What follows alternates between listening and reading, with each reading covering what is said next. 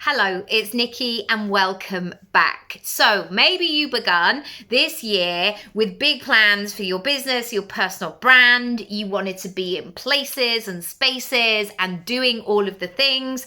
And this was your year that you're going to become more visible. If that is you, do listen along because I've got 3 really great things to share from my experience on the radio last week. So last week I was interviewed on the radio. It was an hour-long show. It was quite an in-depth interview, asking about my own career, but also sharing lots of tips about new year planning, strategy, things that I'm doing with clients. I also got to select a bit of a playlist, which was quite exciting as well. And anytime basically I go on the radio, it just takes me back to being a child and setting these things up in my bedroom. So to do it for real, and I know I'm 42 now, so I'm not just playing in my bedroom, but it always feels a really lovely treat.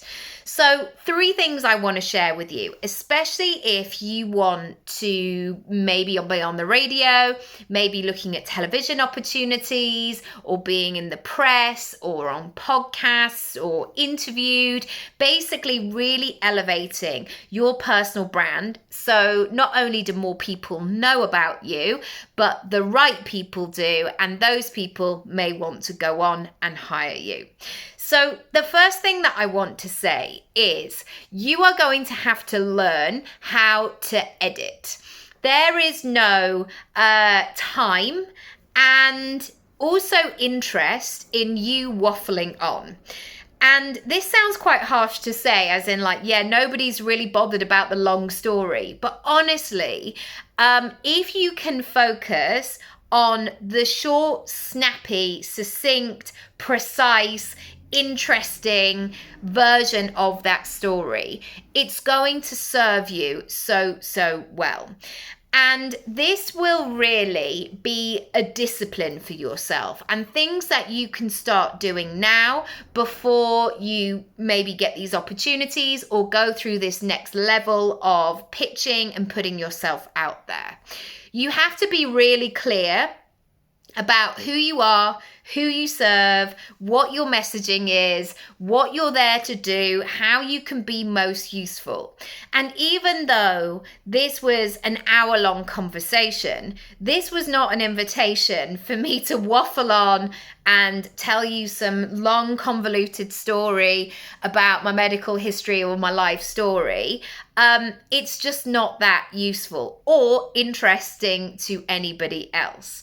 And so you being your best editor is such a great use of your time. Also, you are the common denominator in all of this.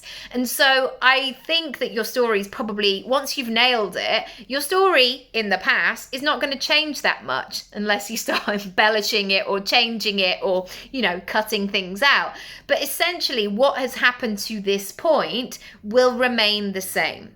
And so if you want to book a strategy session and really get into that detail of yes, actually, I'm not very clear about what I'm saying, or I think I would be quite nervous if people started asking me things. I don't know what I would say. You can send me a message via my website. We can book it in and we can get things moving and shaking. The second thing that I want you to be aware of is who the audience is. Where are they up to? What's going on? And I want you to look at this from almost like a 360 point of view. So I was invited in terms of being essentially a founder, a freelancer, a creative, and the radio station attracts those kinds of people. Now, there may be some people who are sitting down to listen to what I have to say with a pen and paper and are using it as an exercise, but most people won't. That is my suspicion here. Most people are listening on the lunch break. Maybe they're in their car. Maybe they're doing something else. And it's very casual. It's a very passive listen. It's kind of background noise, which sounds a bit harsh to say about myself, but essentially that's what it is. It's a different energy from somebody coming and doing a paid one-on-one session with me or a paid workshop. And so knowing what was going on for those people made me approach the situation with that in mind. And I think sometimes this is about tone. This is about tempering your message so it's going to work for those people in that circumstance. And again, a background question you can have alongside that is, how can I be really useful in this circumstance? The third thing I want to say is, what are you going to give people at the end of it?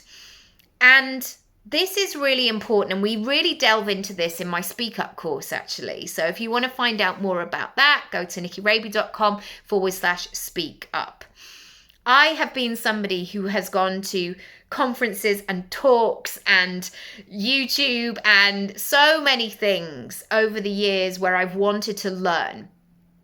And I've really found the most impactful speakers have not only shared about themselves, but they've given me something to move on and to take with me and to continue the process and the conversation. So a couple of talks that I've been to in the past, mentioning no names, have been really uninspiring, meaning I've maybe asked a question and they've said something very lukewarm of, you just have to, at the end of the day, increase your network, or just think positively, or just keep doing something every day. And my inquisitive mind, and I guess I want to do the best and I want to maximize this for myself, is I'm always thinking, but tell me, how? Give me examples, give me things to play with, give me your bag of tricks to borrow. And that's not to say that somebody has to give everything on a plate for free, but for you as the expert in that hot seat, if you can give people something they can continue on with, something to process, something to take with them for the rest of their day, it's going to not only make you memorable, of course, but it's going to have an impact and a positive impact. And I think we have to remember this, especially in this digital age where information, facts, resources, they're so freely available. And the temptation for many of us is to just keep consuming that information. And actually what we want to do is to be able to get to that stage where we can do something with it. Because otherwise it's just adding into our brain and we're not able to implement. And I always say this in my speaking talks, and I love this kind of Q&A back and forth at the end of it when I get the opportunity with a live audience, is I will hold that space for accountability. So what are you going to do with this? What's your takeaway? What are you going to stop doing? I really try and ask those big expansive questions so people have to take action. And I don't believe there is any point in just motivating people. Motivating, it's lukewarm, it kind of hangs around for a bit and then trails off. If you give people things to work with, they can then implement. And that's when you grow. That's when you create change. That's when you see results and progress in your business and in your life as well.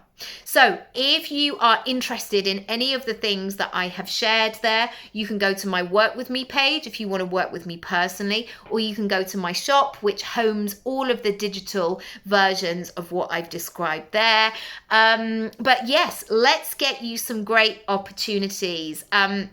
I've worked with so many different people over the years, from different industries, from healers to pop stars to yoga teachers to chefs to photographers to investment bankers to tech creators, so many different people, and it's always bespoke, my work. So I can really help you dive into your message. This is not about taking the edges of you off. This is about really highlighting them and elevating them so you can be you and your best version of you, and share that with the people who want it.